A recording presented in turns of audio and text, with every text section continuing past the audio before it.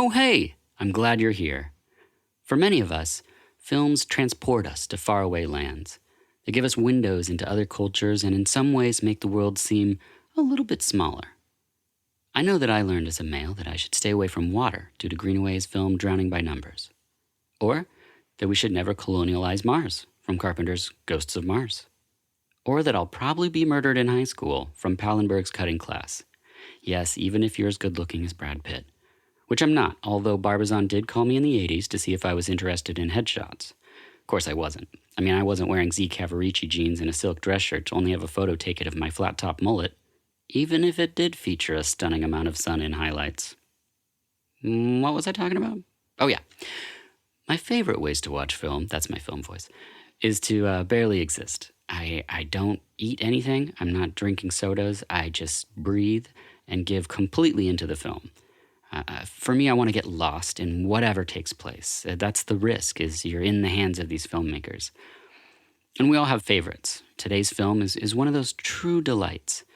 I didn't program these episodes just to talk about my favorite movies. Sometimes I thought of the guest first, and then the film just revealed itself. The film is Tampopo. The guest, a noodle maker, and this is VHS.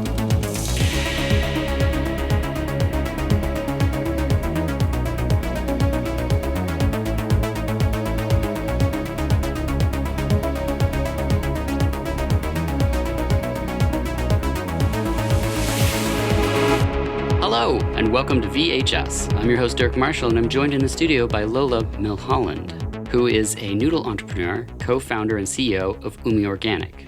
Thank you for being here. Thank you so much for having me. People can find out more about you on your website, umiorganic.com. On a previous episode, I said .website, and now every time I see .com, I hear in my head .website. You are also at Umi Organic on Instagram and Umi Organic on Facebook. And that's UMI. Am I pronouncing that right? Yep, UMI and then organic, no S at the end. Right. So quick up top, could you just tell us what is Umi Organic? Umi Organic is a women-owned business in Portland. We were founded in 2016, and commitment to organic agriculture, working directly with farmers, producers, millers to make Japanese food that really meets the expectations we have for quality of Japanese food, but has a connection to the place where we live, which is here in the Pacific Northwest.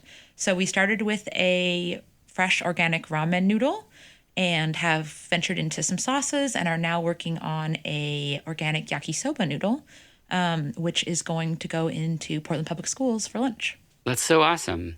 What's the difference for a noodle novice between a ramen and a yakisoba noodle? So a ramen noodle is interesting. It's typically a wheat noodle, and it has an ingredient called kansui in it. Kansui is like an alkaline liquid. It is going to make the pH more alkaline and interact with the wheat in such a way that you get better texture when the noodles are sitting in broth, and it's going to make it a little more slurpy. Okay. So the ramen noodles descend from Chinese soup noodles, a wonton noodle soup. Mm-hmm. And kansui means like the water from Lake Kan. That's kind of the story, is that there was an area of China that had these amazing soup noodles. So that's what differentiates a ramen noodle from, say, just like another fresh pasta. A yakisoba noodle is typically cooked. Okay. When you buy it, it's been cooked, and all you have to do is stir fry it to finish it. And it usually doesn't have kansui in it, but there are instances when it does. Yeah. Well, okay. Going a little deep. The reason I'm joined by Lola today is because we're brought together by the film Tampopo. Woo woo! Yeah. Which my computers tried to make tampon every single time. And you would think at some point the computer would just be like, all right, Tampopo. But even the last time I typed it in my notes, it was like tampon. And I'm like, Yeah, I think our phones are racist. Yeah, it's just so crazy. And I know that this was not a first-time view for you. No, hardly. So how deep back did you go with Tampopo? I think I've seen it more times than I can count. I was thinking about it when you brought it up. It's one of the movies that, when you have favorite albums when you're a kid, and you know the transition between every song, and you kind of like look forward to the beginning of the next song. Mm-hmm. That's my relationship with Tampopo, where I anticipate the next scene coming with this kind of like eagerness. Yes. I don't know the first time I saw it. I feel like I was between the ages of 5 and 8. Really young for a movie that's so sexually explicit. Yeah, but as a kid, that's going to be weird because you don't have that sexual awakening yet. Like, I remember being a kid and watching, I wasn't allowed to watch Three's Company, but I was watching it, and I didn't get any of the overt sexual humor. I just thought it was funny when Don Knotts would fall over or something. Yeah, you know? Like, totally. Kids just don't. Well, yeah, I mean, it's funny because actually my memory of it was that if you had asked me if it was about ramen, I don't know if that's what I would have remembered. Oh, sure. It was more like I was like, oh, that's that food and sex movie. Oh. Although I didn't understand what that meant. Yeah. And I wouldn't have even used that word. Yeah. Like maybe food and nudity or something. That, like what burned in my memory is like the live shrimp on the belly or like the egg, you know, because it was just so out there. Yeah. And then, you know, I watched that movie so many times that slowly it was like, oh, this is this amazing movie about noodle soup. Yes. But I mistakenly thought it was just like an erotic film. Right. It's all. I mean, it's all everything. those things. It's everything. Yeah. Yeah. The Criterion Collection has some excellent like essays on the film. And there's a lot of things that I didn't necessarily pick up in the few times that I've seen it. But my gosh, it just really helps you appreciate what the director was accomplishing in 1985 with a movie that was not celebrated widely in Japan, but became a hit in Europe and America. Yeah. And it's only his second movie. Yeah. And he's 51 when he makes it. So I kind of feel like, I mean, I've seen a lot of his movies and they're great, but that was like the movie he was supposed to make. Yes. You know? It's crazy when that happens, like first albums that are like perfect. Yeah. And then after that, you're like, there's gems for me here and there, but there's something about what came out of a person at a specific period. Totally. You know, and then hearing from the lead actress about what it was like to work with him and create something like this so special. It's just, I don't know, it's pretty amazing. Mm-hmm. The synopsis for the film is two Japanese milk truck drivers, Tsutomu Yamakaze and Ken Watanabe, help a restaurant owner, Nobuku Miyamoto, learn how to make great noodles. That's what the synopsis was said. At the time of this recording, Tampopo can be found on DVD and Blu-ray through Criterion Collection. You could rent it at Movie Madness, and you can stream it on iTunes, Vudu, Google Play, and YouTube. So first, let's just talk about putting the film in context, about some of the things that were happening around it by the people and players involved. The director is Juzo Itami. Yep. Did Funeral in 1984. Have you seen Funeral? I have. I haven't seen Funeral yet. It's funny. It's I mean, he's pretty fatalistic. Mm-hmm. It's definitely a comedy. Yeah. It's a little bit more like a straight, simple to follow film than the way that Tampopo is scattershot. Yeah.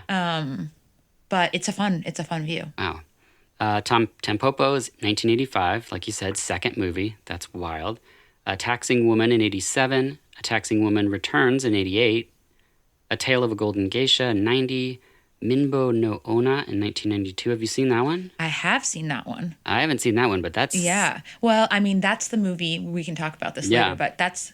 The Taxing Women, both of those movies, he takes on the Yakuza, the mob in Japan. Oh, because I thought it was just in the last one. It's not. It's also because those two movies are about extortion and the way that the mob would like extort different businesses. So Mimbo, I think it's called Mimbo and the Gentle Art of Persuasion when they translate it into English, something like that. And it is another movie, but maybe more on the nose. Right. So that is the movie when he first gets like attacked by the Yakuza. He was slashed around the neck and face is what it said online. Yeah. That's crazy. Totally nuts. Oh my gosh.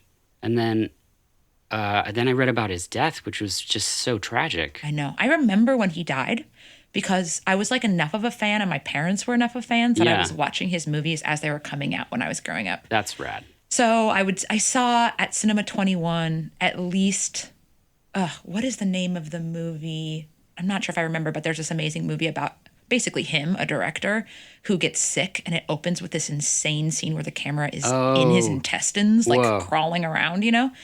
And then when he died shortly thereafter, I remember my mom or dad being like, he did not kill himself. Yeah. But the theory was that he had cheated on his wife, who is the star of Right. Tampopo, and that, you know, in Japan, there's a culture of suicide related to shame. But it's like also in Japan, there's a culture of like geisha and yeah. Well, he also wrote, Adultery. he left a note denying the affair and then allegedly jumped from the roof of an 80-story building where he had his office. Yeah. I don't know. I know. Yeah. We're going to go with highly likely he's murdered by the Yakuza. Yeah. I think if you look at the evidence that previously exists, it's just terrible. The cinematographer, he had a great career too. Like there's a lot of other movies we could sit here and list off every single one. And but I haven't actually seen hardly any movies that he acted in, which I'm like. Right, he was an actor first. Yeah, I would love to see some of that. His comedic sense is so good as a director. Yes. Cinematographer for the film is Masaki Tamura. Did The Crazy Family in 1984, Tampopo in 85, Evil Dead Trap in 88, Serpent's Path in 98, and Eyes of the Spider in 98. I haven't seen any of them. Yeah, But me neither. But they got great titles. I mean, they Evil do, Dead no kidding. Trap, Eyes of the Spider. I'll watch them. The editor is Akira Suzuki. Did The Funeral in 84. Capone Cries a Lot in 85. Tampopo in 85. A Taxing Woman in 1987. There's a pattern. Yeah. A Taxing Woman Returns in 88. Tales of a Golden Geisha in 90. Mimbo no Onna in 1992. So I love to see these patterns where the directors and editors, cinematographers, build these relationships, and whenever the next project comes along, they bring them Absolutely back. The actor Nobuko Miyamoto, who on the Criterion disc, there's an interview, and it's absolutely fantastic. She was in Lost Sex in 1966, Sing a Song for Sex in 1967. Both also adding to the list. Yes. Toro-san's Shattered Romance in 1971, Kidnap Blues in 82, The Funeral in 84, which I imagine is when they met, the first project. I did read about it, and I think it might have been before then. Because they were married. Gosh, when did they get married? But I think they met as actors. Oh, okay. Yeah, on like working together on a film. That would make sense. She talks about the organic nature of their relationship on set and how if he has those acting chops, that's going to be that skill set that's going to really help working with other actors. She went on to do Taxing Woman in 87, A Taxing Woman Returns in 88, Tales of a Golden Geisha in 1990, Minvo no Onna in 92, and she's still going. She's still acting, which is fantastic. That's rad. I mean, so many credits. She's got that twinkle in her eyes. Yeah. And in her teeth. Yeah, and she still has it. I mean, I was watching her just thinking, like, what an amazing person. Just the composure, she's talking about it being 30 years later when the collection came out, and about how she couldn't believe that she was there. And I don't know, I'm a big softie for that stuff, and having people just really appreciate that people appreciate something they've done. Yeah. So she's wonderful. Then next we have Tsutoma Yamazaki. He did a ton of work, also still going. He was in Deathquake in 80, The Funeral in 84, Tampopo in 85. I think we see a pattern, A Taxing Woman in 87. Go Heat Man in 2001. I don't know what that is, but I was like, I got to include that. And then Departures in 2008, which is a lovely film. And then Koji Yakusho was in Hunter in the Dark in 79, Tampopo in 85, Shall We Dance in 96, Babel in 2006, and 13 Assassins in 2010, which I really loved that movie. Then we get to Ken Watanabe. Kind of one of the most famous Japanese actors of all time. Ken? It was funny because I didn't realize, growing up, that he was the same person. Because he's so young in this movie. Yes, and I've watched so many movies, things that he's been in that were not in America, and then I kept hearing the name, and I was like, I knew the name before I was able to thread all of the roles together to be like, oh, this is who the actor is.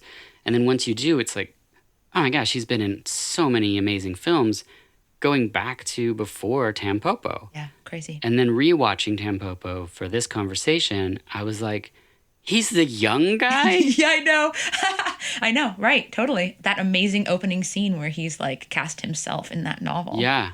I guess that the actual opening scene is the people in the movie theater. Right. Which we'll get to that in a second. Let's see. Some of Ken's credits are Tampopo in 85, The Last Samurai in 2003. I'm going to mostly talk about these American ones because I don't think people realize that it's the same guy. So Last Samurai in 2003, Batman Begins in 2005, Inception in 2010, Isle of Dogs in 2018, Pokemon Detective Pikachu 2019, Godzilla King of Monsters 2019. So 2 movies that are coming out. I don't think they're out yet as of this recording. But his credits are so vast, I couldn't even begin to tell you like which ones I should just like pick from. But like a lot of these, I just keep the list and then I just know what I'm going to watch on a night when I'm like, well, rather than watching a TV series that's just 10 hours for 10 hours' sake, I'll watch one of these films and see the entire piece of work from a director. And then lastly, I just wanted to mention Seiko Ogawa. Again, I apologize for if I'm mispronouncing the name. She's the food stylist for Tampopo. Oh. And there's a great interview on Criterion for Tampopo where she talks about making 600 bowls of ramen for the film. That's what they figured out. They had a ramen room where she was, which is kind of like a closet where she would make the ramen, separate from all other props. So, and the director really wanted to have that be a key piece of it. So she was brought on to do so. And she talks about highlighting shots where they wanted the broth to be the star. Wow. And shots where the noodles were the star. I love when you find out how much intention is put into something that feels effortless. Yeah, well, because that's what the movie, is about, this thing, and about, like, working hard and, and having these people play these key parts. It's just so wonderful. And for this person to have the reverence that they have for that experience.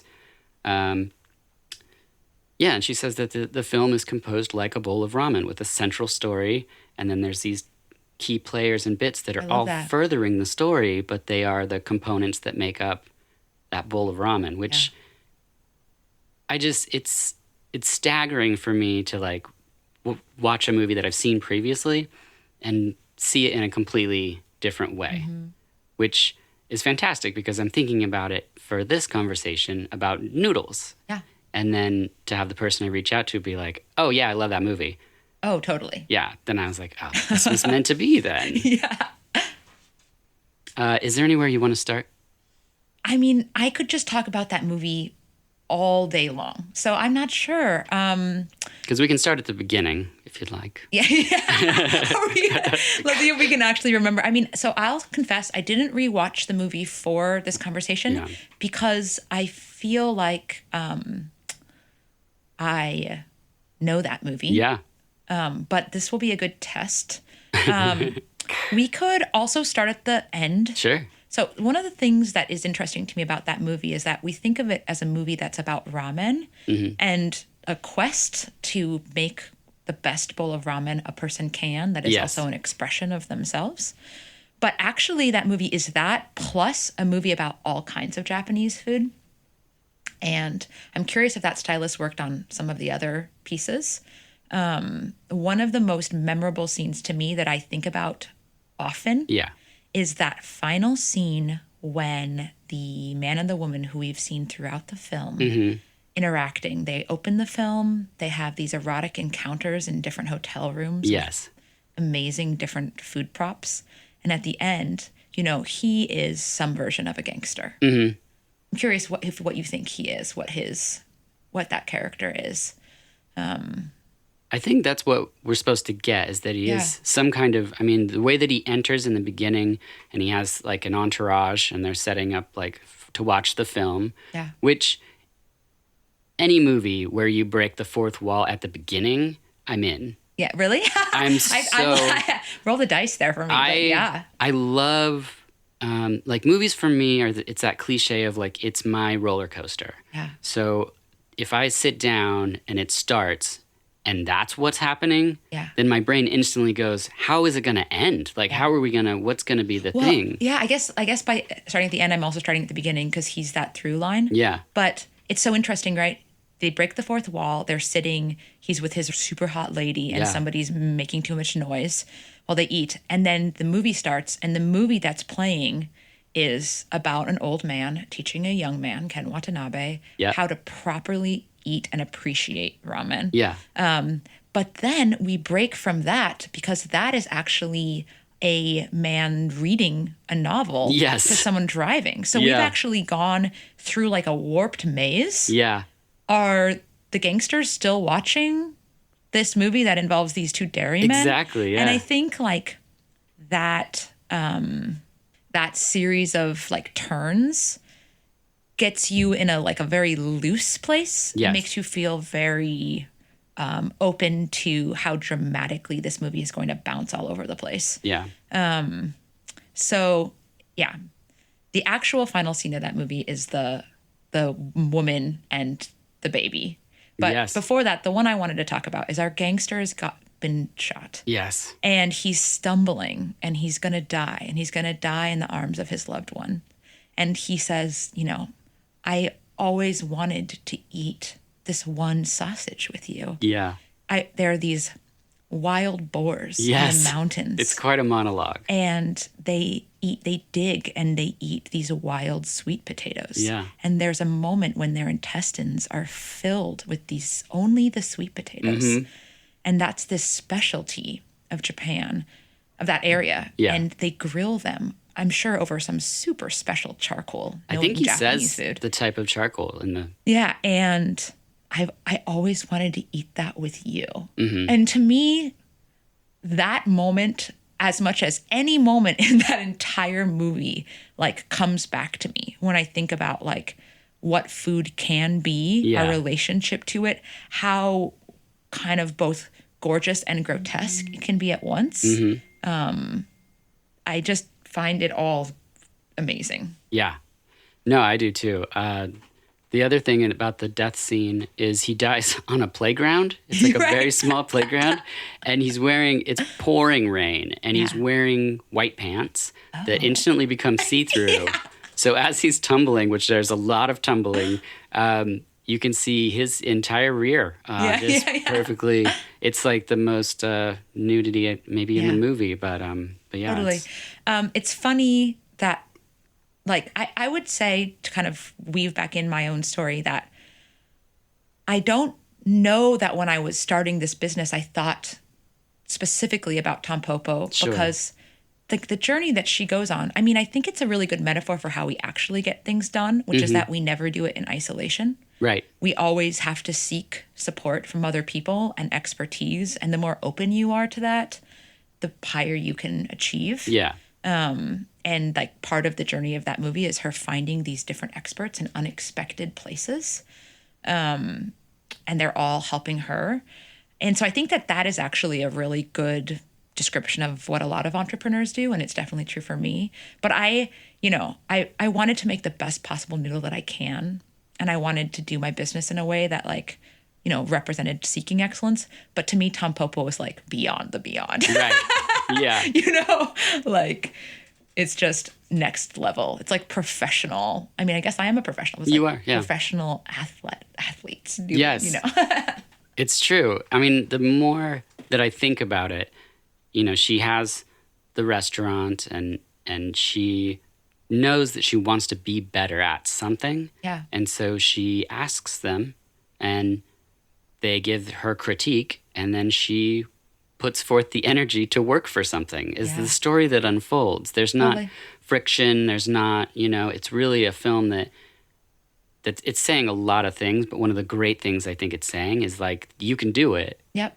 Just put in the hours, like Yeah. put in the work and look for the information that you need and practice. Yeah. And another thing I like about that part of the movie, I'm hoping our listeners will watch this movie so they can Yes. follow our conversation, yeah. but is that the experts, the true ramen experts, are truck drivers. Yes. And I think that, you know, ramen is a beautiful and elevated food, and this movie shows that. But it also shows that, like, the best, heartiest, most amazing food can be food for everybody. Yeah. And that the people who know the most about it might not be the people that are food writers or like, you know, have accolades. It's like the person who goes and eats sandwiches every day and knows what a really, really good sandwich is, you know? And they're the ones that like have cultivated a knowledge.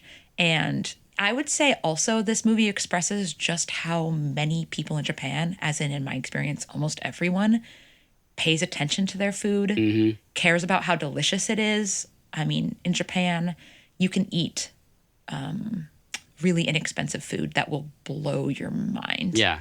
And that's always been my experience, is that it's not like there are people who care about food and people who don't. Everybody cares about food because why wouldn't you? You know, why wouldn't you add that pleasure into your life every day? Yeah. Well, and also the film doesn't like talk down to anybody. Like it's very much saying like you said, these people that are, working class or whatever, they are eating this food and they really appreciate it. And also it shows people that like are thinking about the specific ingredients or the noodle or the whatever it is, like from almost a critical point of view, which isn't how most people eat. Most of the time we just eat. So, Right. But then you have people like the artistry that went into this, and you have the old man that's talking about this is the specific way to eat the ramen, and tuck the meat over here, whatever it is, which the food stylist said is not a real thing. And also, I should say, while I'm mentioning her again, that she's not responsible for the pasta sequence that we'll get to in. That was shot in a restaurant. So Okay. She said, I can't take credit for that. But which I thought was interesting, noodle related. But yeah, this film just, the very beginning, I was hooked. I was into what was happening. Those shifts that happen that you said, anytime there's layers like that into something, I'm like, I can feel the craftsmanship that goes into it. And I don't know if that was intent from him as a director, but it's like he was saying with the ramen makers watching their customers eat and enjoy it. It's like they can feel that maker's presence there. Yeah. And I could feel the director in the beginning. And then I felt like, going back to my roller coaster thing, I'm in good hands and I'm ready for wherever we're going to go. Because we've already shifted a couple different times. Yeah, right, totally. Including Ken Watanabe playing two roles, because is he a different character with the old man than he is as the dairyman? I mean, I don't know specifically, but my version of that is that he's put himself in the book? I think, yeah. The way I read that was that I think you're right. When you read a book, even though the narrator of the novel is not you, if you are enough through their eyes, sometimes you just put yourself in that place. Right. And I know that that's true for me. Yeah. I mean, you got to wonder like how there's so many different sketches in this movie. Yeah. How did they come up with all of them? I mean, when I was a kid, the other scene, I mean, so many scenes I loved. Obviously, the making of the omuraisu, the omelet with rice, because it's like every kid's dream that like a clown dances around and does that for you. Do you know who that is? The actor? Yeah. No. So I don't know his name, but he has a long-running children's show in Japan. Oh, wow. He was like the biggest star in the movie, and he plays that one role Amazing. Where he makes that. Well, he nailed it. Yeah, and it's like they say it's the equivalent of Sesame Street here. Wow. He's like such a beloved character. So have him pop up, play this like eccentric character that then cooks an omelet for this kid. It's such an interesting choice. I mean, I think one of the first things I did when I went to Japan on my first trip, which would have been in 5th grade, because I studied Japanese since I was 5 in the Portland Public Schools, and we had a school trip, and I had seen Tampopo by then, was try to get an omuraisu. Yeah. And it's funny because that movie makes that dish look like the most delicious thing in the world. Mm-hmm. And it's true that the Japanese cook eggs in a way that is really rad and fluffy and delicious. But that's basically like ketchup rice with an egg on it. Yeah. But it's good. But that movie makes it like transcendent. Yeah. It looks pretty amazing. Yeah.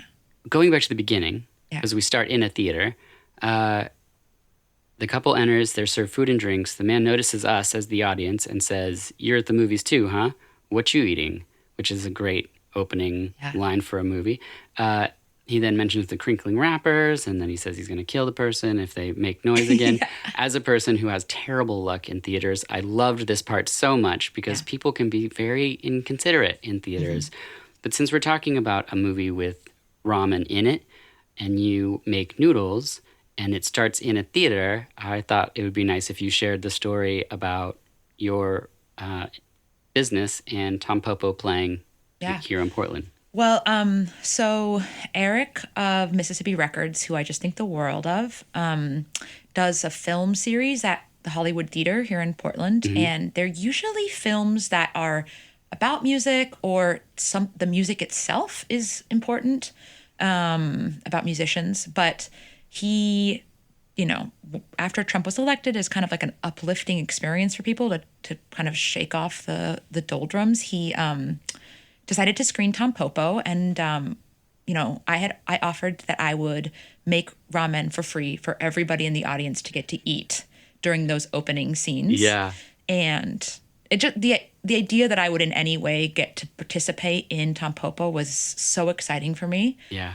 But also, I have to admit, the idea that you would be watching a movie about the height of ramen while eating something I made was terrifying. Wow, yeah. It was terrifying. And even worse, I'm just going to show you behind the curtain. Yeah. Is that like, to make great ramen, you have to cook the noodles a la minute. Like, you don't cook them in advance.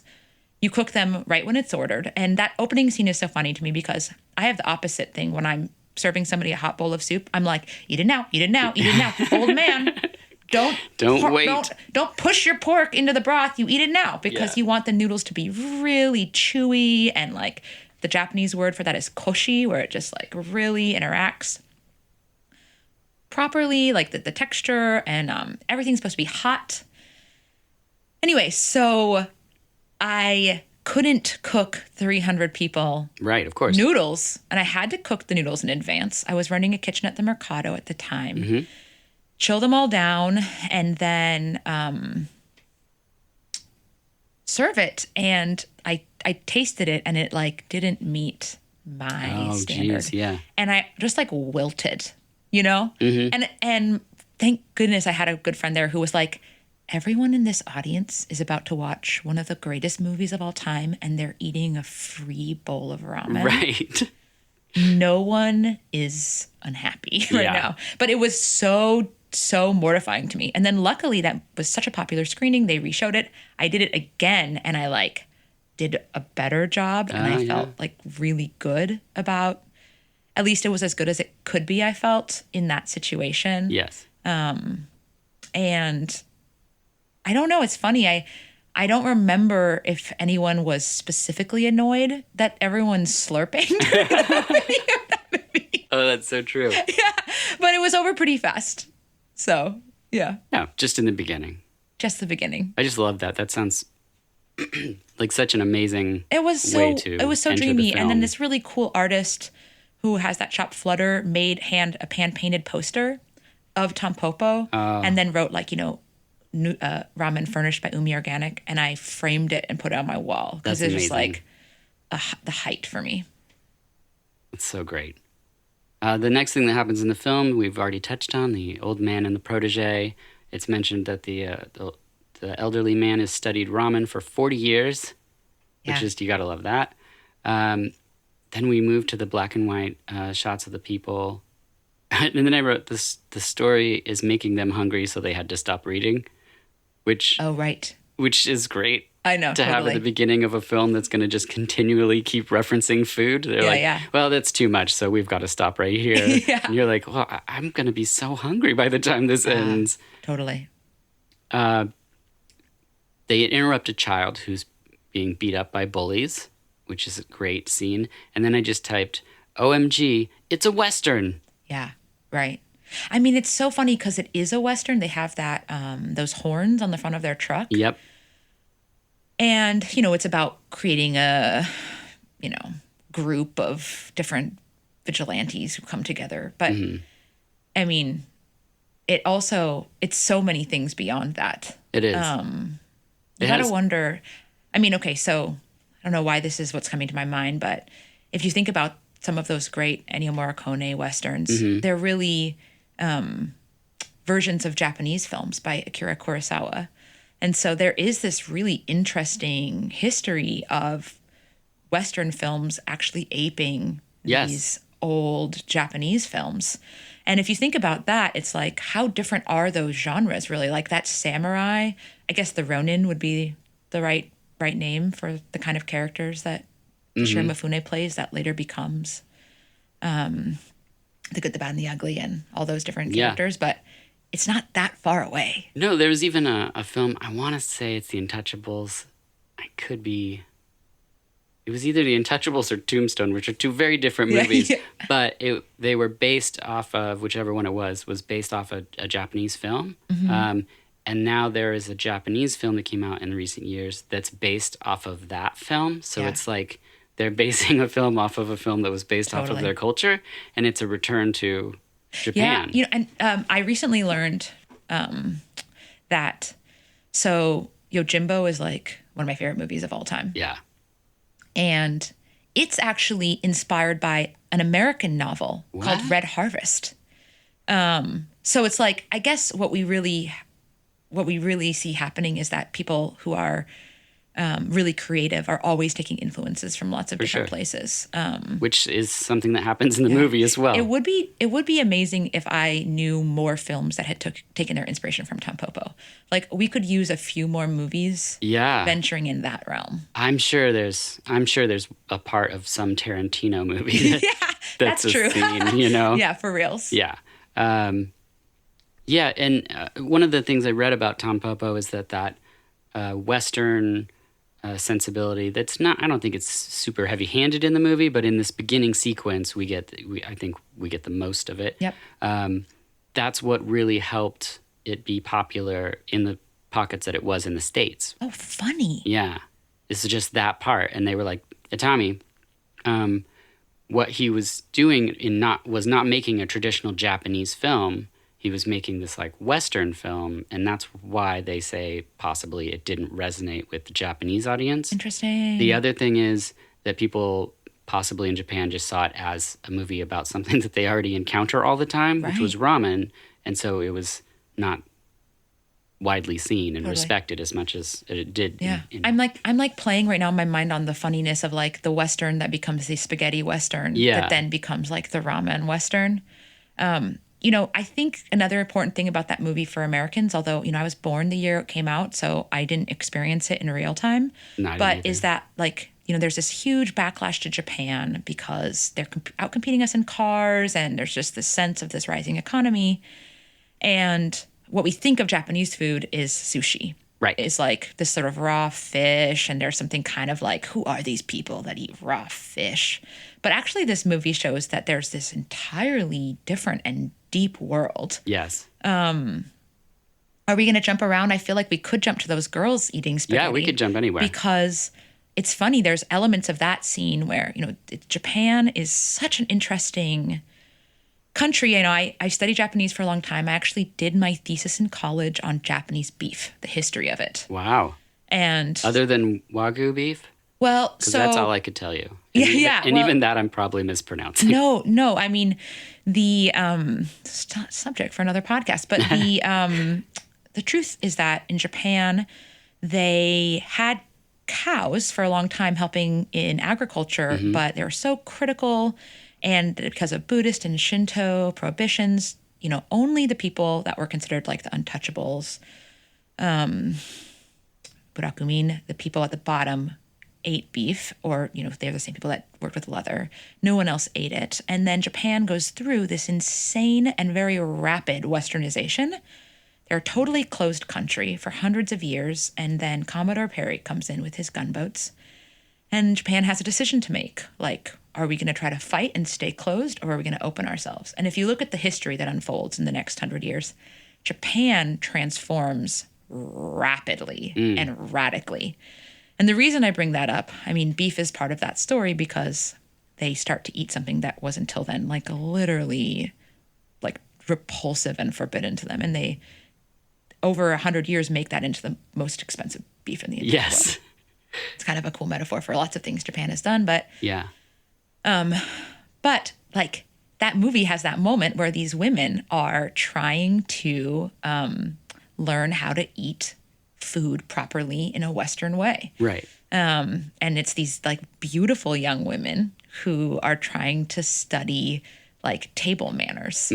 And when I lived in Japan, interrupt me at any point, but when I lived in Japan for a year in college, I had a host sister who I just adored. She was amazing. And she would watch these old videos from the 90s. And she was studying like the proper way to set a table, the correct forks to use for which course. Wow. I Things still like this. don't know that. And I was like, I don't know anything about that. No. I ask my wife every time, I'm like, is this the salad fork? Yeah. And she's always like, no one's looking. And it's true. No one Yeah. cares. Right. But right. it's still a thing that's etched in my brain that I'm like, I've got to use the right Oh fork. my gosh, like so that scene where these girls, young women, are being taught how to properly eat pasta. Yeah. And it just looks like the most tortured experience. You're supposed to eat it so slowly, twirl it on your spoon So quietly. so quietly, no sounds. Mm-hmm. And like that's our real introduction, that scene, to the way that Japanese really and truly do eat noodles, which is that the women can't do it. It's like the food tastes too good, or it's like it's hot. Why would you eat it so slowly and let it get cold? Yeah. Which is I completely agree with. And they just begin like inhaling it. Yeah. And it's like for Americans who have misophonia or whatever, that thing where they hate the sound of people eating. I don't think anyone in Japan has misophonia, and I don't think anyone who has it who's an American should ever go to Japan. Right. I've never been, but we were supposed to go. Sarah and I were for our honeymoon, so we're coming Yeah. up on our 15th year. So maybe we'll make it that happen Oh, then. yeah. That seems like a good way to celebrate. But I have friends that live there, and it just sounds amazing. Yeah, totally. And slurp, you slurp. Yeah, But you don't walk and eat at the same time. I'm okay with that. Yeah, there are rules to everything, you know, so. Yeah. Is it just slurping, or are people just like talking with their mouth, food in their mouth? And No. I would not, no one would be talking when they ate that bowl of noodles. They would just be eating that bowl of noodles with Okay. absolute attention. Yeah. And, you know, my first experience with really great ramen, I ate it in complete silence. You know, like it was a reverent experience. So then let's just pause the movie for a second, because I would like to know, for you personally, what would be your perfect bowl of ramen?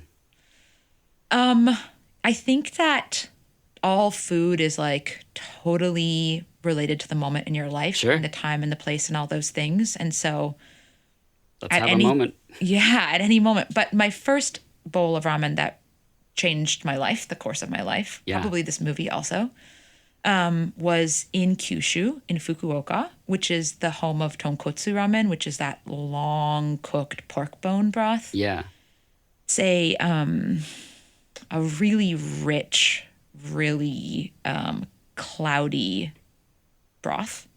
And the noodles typically are straight and they have a really good bite to them. And I went to a place that's since become pretty famous. At that time, I would have been 18 years old. I went to Japan with my brother. He had friends who'd moved to Tokyo, and we took the bullet train to Fukuoka.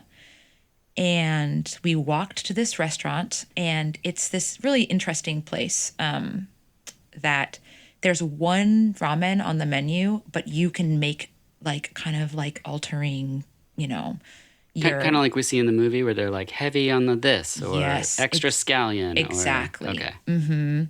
It would be like turning your subwoofer high or low. You know, Yeah. like, do I want extra fatty or less fatty? Extra firm noodles or slightly softer? So you just slightly customize within a particular bowl. And then you go into a totally dark room with what looks like confessional booths. What? Yeah. And you go by yourself to your booth. So my brother and I are now separated. We're side by side. And the little window opens and they pass you your bowl and you eat it with complete focus. You know, just like it's just you. There's no and distractions. There's no distractions. And I had this experience a lot in Japan, but this was one of them. There's like this extreme sadness that I know. I think the Japanese would talk about like, you know, impermanence or whatever. That's the, you know, spending time underneath the cherry blossoms and a lot of Buddhist things there. But this sadness when your bowl is almost empty and you're like, this moment is almost over. You know? Yeah. Why does it ever have to end? Why do I ever have to leave this moment of my life?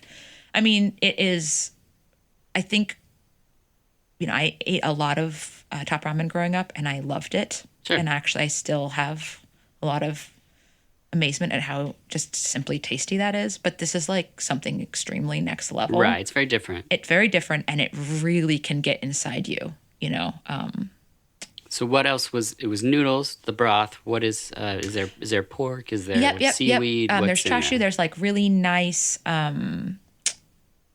slices of fatty pork. Menma, which is that pickled bamboo shoot. Okay. They kept saying that in the movie, and I was like, I'm not familiar with what they're talking about. Yeah. And whenever I make ramen, I don't always do brothy ramens, but I always like to include a pickle as like an homage to the menma, because we don't typically have bamboo shoots here, but Right. we can make a lot of really awesome pickles. And then definitely green onions, and I'm always going heavy on the green onions. I don't relate to people who don't want like a mountain of green onions on their food. But that particular bowl wouldn't have the naruto, like the sliced fish cake, which you would see. The little spiral thing. Yeah. That wouldn't be in that bowl. I don't recall any seaweed in that bowl. It's pretty simple. Okay. Pretty clean. Like pork is the star. The noodles are required because they are the vehicle through which you like experience the broth, where it doesn't like overly take over your mouth, right? It like coats the noodles just right. And that relationship between the broth and how it coats the noodles is like everything, right? Yeah. Anyway, all of this is to say, I didn't grow up religious. I've never been in a confessional. That's like the closest I've ever had to like a sort of religious, like pouring out of the soul experience. Yeah. And yeah, it was unbelievable. And I've since had really amazing bowls of ramen that were totally different from that. But that one is forever. Yeah, that's amazing. Yeah, we're big fans of your noodles and have been since whenever we first got them. I don't know how soon that was to the beginning. I think it was really soon. I feel like right when we started at farmers markets. Yeah, we were very excited that you were starting that. Yeah, you were totally supportive from the beginning. So. Yeah, love it. Big fan. But I have a confession to make. I'm not a huge ramen fan. Yeah. And it's not to say I don't think ramen's great. I totally have a profound love for people that love it. But for me, I just didn't have a way to find an in, so to speak. Yep. So I would order something, not knowing there's different varieties of ramen, and I would get like a really fatty broth or something. Right. And I'm not like a super fatty meat guy or like a fatty my lips start getting all sticky and stuff, and I'm like, what's happening? Because I just don't know. I don't know what I'm getting myself into. So what I need to do is sort of go at it with a better intention, I think. And I think like, honestly, as someone who makes and eats a lot of noodles, it's very rare that I'm eating it in the form of ramen. Yeah. I typically eat it like, usually when I talk to Japanese, I have to give them references, or they're like, what do you mean you don't eat it as ramen? Right. But Japanese have a summer dish that's called hiyashi chuka. It's a cold ramen noodle dish with sesame sauce. I love that. Yeah, I'm really, really wild for it. I eat it all the time. I really like tantan-men, which is like ground pork with usually Sichuan peppercorns, but I do it as a dry style noodle. So I feel like you can do just really and then I break all rules. Yeah. And we'll do like pestos and, Sure. whatever it is that feels like it will be enhanced by something that's like kind of chewy and gives you that like textural contrast, which I think is the fun of noodles. I mean, noodles are awesome, but what they really are to me is fun. Right. And if you ever forget that, just look at a child eating spaghetti. Yeah. Or any kind of long noodle, and it's like my daughter, she'll do the fork for a little bit, but then it's like baby bird style where she's lifting it up and holding it over her head, and it's like, I mean, she's alive in that moment, which is another thing that this movie, is about, and you see this person like come to life. And it happens with noodles. Totally, yeah, and I mean, I feel like, don't feel like. I mean, Japan is full of so many different styles of ramen, and people have their favorites, and you don't have to feel like, oh, I'm supposed to like them all. Right. Well, there's different styles for different reasons. And in the film, it's Tokyo. I think it's a shoyu style broth, yeah. Yeah. So it's they just kept saying Tokyo in the behind the scenes Yeah. stuff. I And I mean, didn't know. I'm sure there's other places that I have am, similar. there are actual ramen experts. I mean, so deep into it. And Yeah. despite the fact that I care so deeply about Japanese food and the quality of our noodles, I would not count myself among the true experts. But my understanding of a Tokyo style noodle is that it tends to be a little bit of a wavy yellow noodle. It's a shoyu broth, which means it's a soy broth, and that means that and it's chicken. It's a chicken base. I think of it as pretty clean, not too rich. I mean, there's always richness in that, but it's not like taking you in tonkotsu land. Right. Which I think if I'd known what I was going in for, I just didn't. I thought I knew tonkatsu as like a fried pork cutlet that had like a sauce on it. I didn't know it was in reference to pork specifically. Well, yeah, the tone is the pork, and Got then it. katsu would be like the cutlet, and then kotsu, I don't really know what that means specifically, but they're like these things that sound very similar in Japanese can be written in radically different ways and just have totally different meanings. But yeah, slight difference there. But porky, porkity, Yes. porkity pork. So porky. Then from the film, there's the altercation with the man in her establishment where the fish cake gets flicked onto his face, which if you've seen this, if you've heard of Tampopo but never seen it, I guarantee that's one of the images, if not the image that you saw. It's really amazing. Then there's a fight takes place, and we kind of get the feeling that Tampopo, her husband, was the person who made ramen, and he has passed away, and she has felt lost and didn't know exactly what to do. And these characters kind of come into the fray to help her find her way. Yeah. I mean, so they eat her ramen and they're not stoked on it, and she can tell.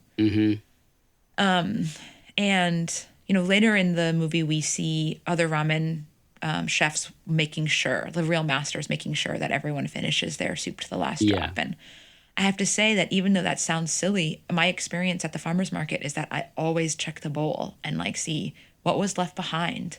Why do I think maybe did I put too much of something in? Was that too much food for that person? Am I playing with too much sourness? Or you can't help it. And so that moment when she you just rewatched it. She asks them, doesn't she? She does. She asks them, and then they are honest with her. Yes. And she can see, she's just brilliant enough to see that they know what they're talking about. Yeah. And there's something that happens in this movie which is sort of, it speaks to me directly, because if there's a problem or something, or if someone's like, hey, what do you think about this? Even with this project where I had issues, rather than getting stuck and being angry about it or whatever, I just want to keep going. So I'm like, how do we make this better? I want to spend less time in my life upset, basically, and more time on being better. Totally. And that's what happens in this movie. So I am so comfortable the entire time I'm watching it. And it's there's parts of the film that look like it's from the 60s, and there's just musical swells, and it's just the whole time I'm just wide-eyed and just in love with the director and the actors and the story that's being told. Totally. It's one of those films that I can totally understand you rewatching it over and over and over, because each part feels comfortable and interesting to me at the same time. And also, sometimes you need a movie that's cathartic and makes you laugh. Yes. I can't tell you how many times I've seen this movie, and that scene where the old woman is walking through the grocery store sticking her fingers in fruit. Just thinking about it now is makes me feel light. Oh yeah. I was like, what is this lady doing to this food? I think that's the note I even wrote down. And then when the food stylist is talking about the film and the parts that she thought are so playful that the director's doing, she references the old woman and says that the peach is symbolic of an old woman's bottom. Isn't that crazy? Yeah. And then it shows the clip of her just really going to town on that thing.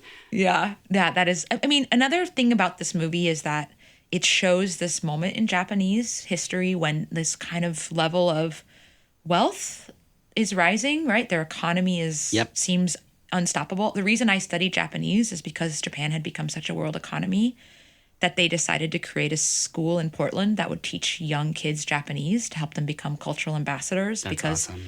it seemed like we have to be able to have Japanese speakers.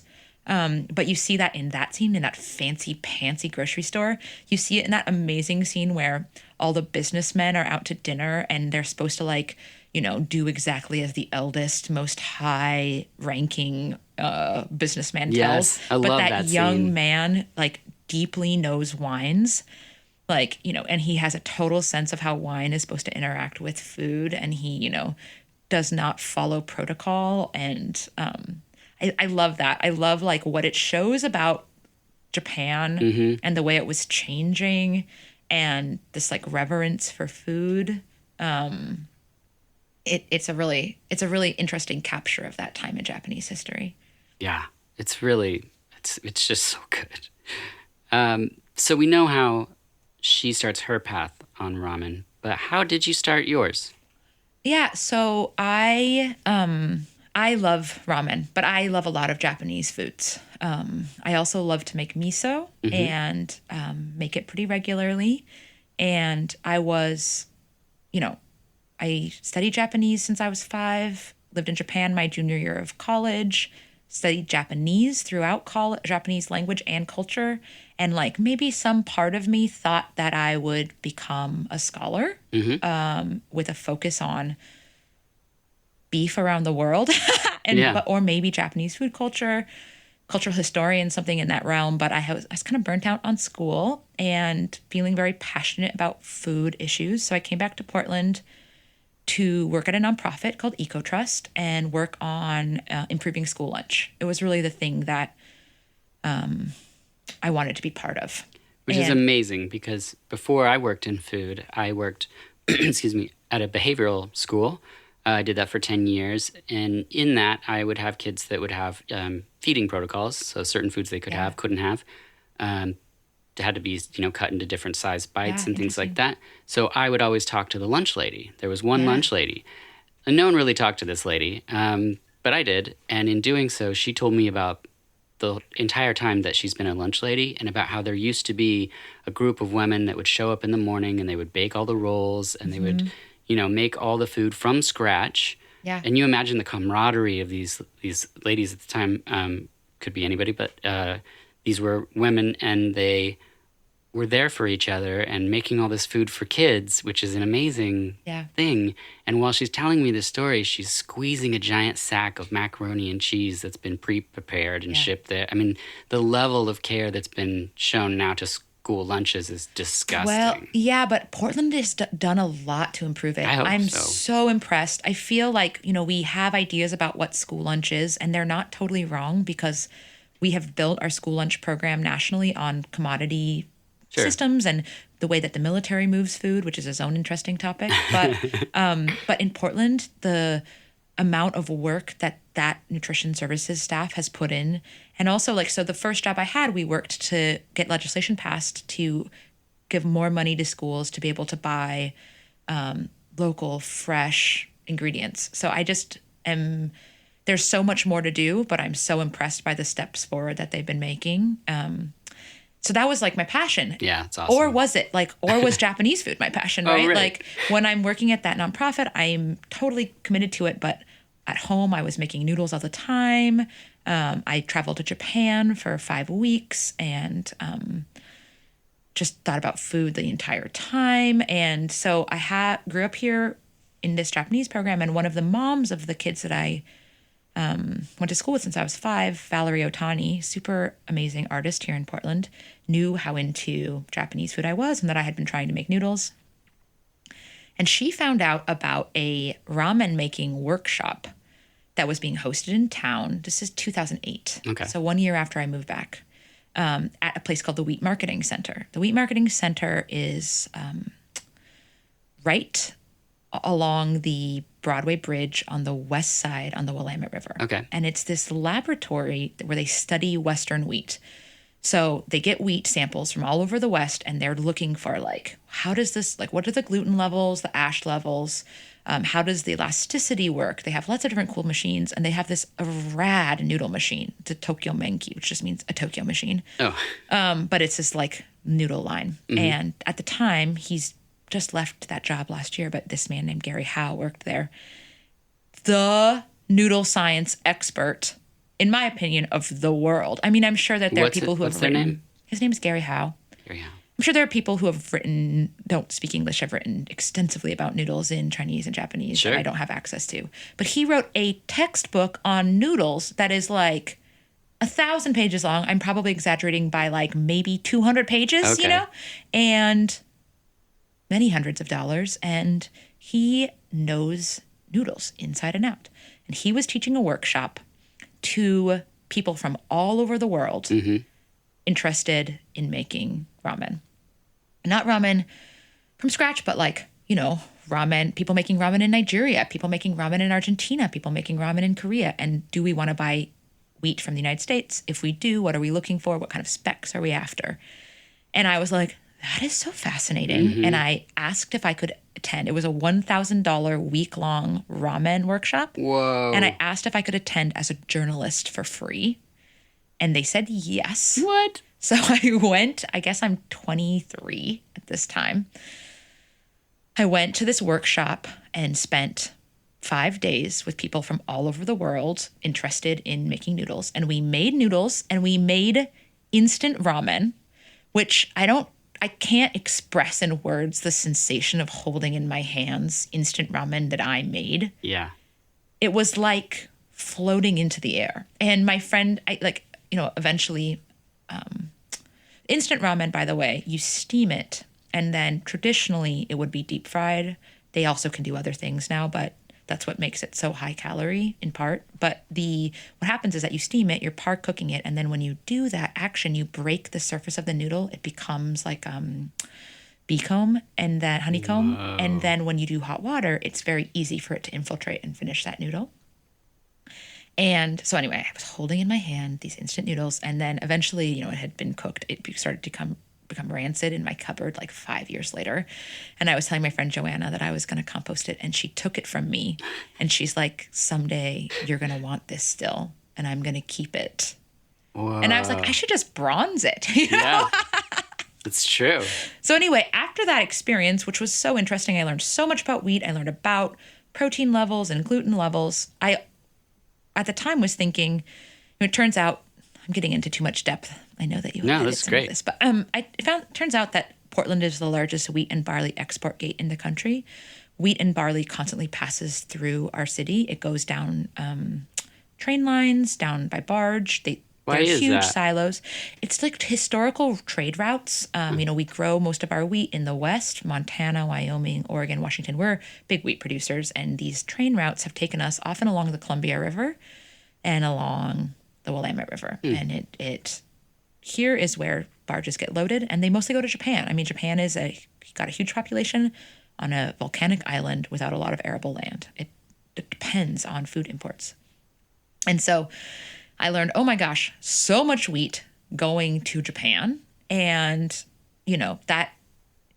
we need an economy that is diverse. But what does that mean for our local economy? Like, where is our local wheat? At the time, there was almost no availability of local wheat and no mills that were not massive and, not a lot of character to flour aside from performance. And so I was thinking, I wrote an article and it was like, who is going to make local ramen noodles? I wanted them really badly. Yeah. Someone should make them, and they should start using some local wheat. They should figure out how to use local wheat, and they should emphasize local flours and the flavors of them.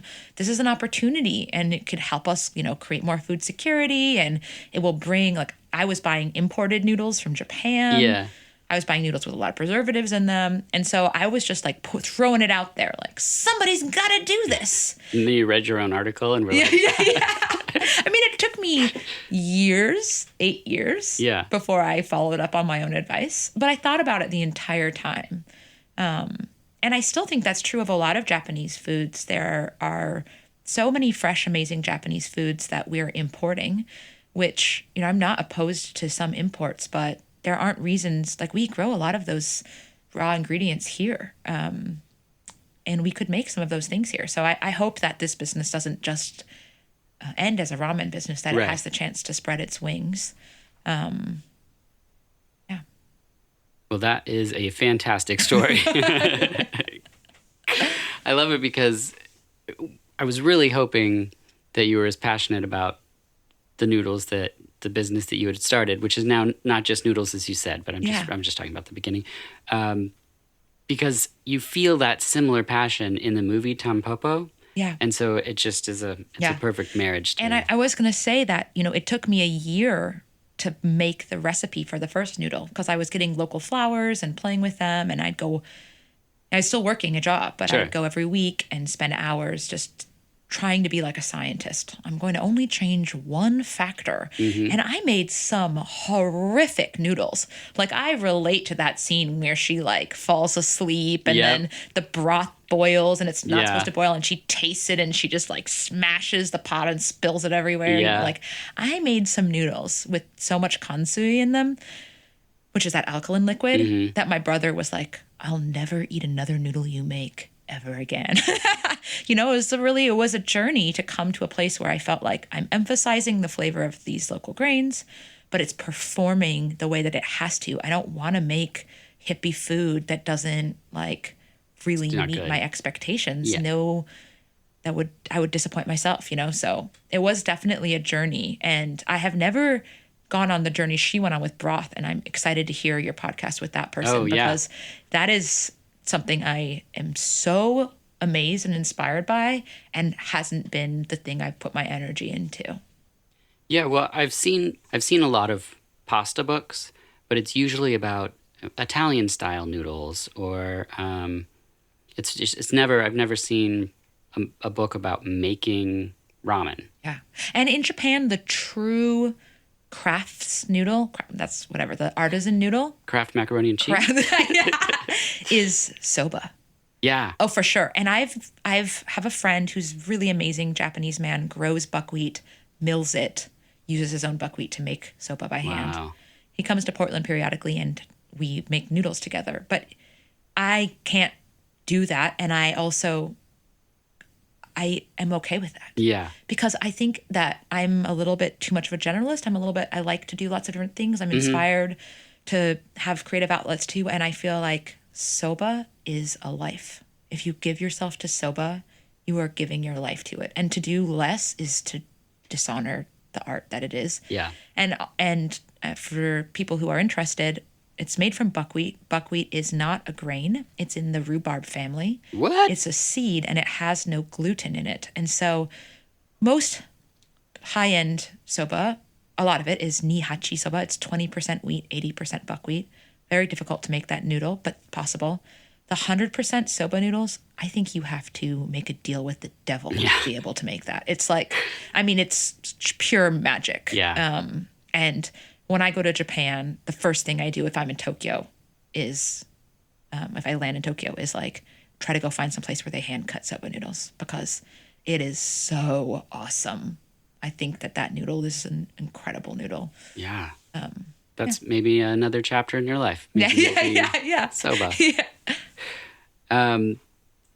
So in that year, did you train like the Rocky scene that's in this movie? Like, did you have someone timing you as you ran down the waterfront? Or? No, but I did end up with like discovering that if you mess with flowers a lot, you end up, and you're me, and who knew I touched my butt so much, you end up with these like flower handprints on your butt. Yeah.